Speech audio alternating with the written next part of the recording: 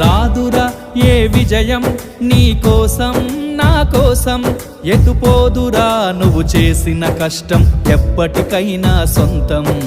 కాలంతో పయనించే వాడికి కానిది ఏముంది, సాధనతోనే సాధ్యమవ్వునని సదాశయంతో సాగర ముందుకు. రాదురా ఏ విజయం నీ కోసం నా కోసం, ఎటుపోదురా నువ్వు చేసిన కష్టం ఎప్పటికైనా సొంతం.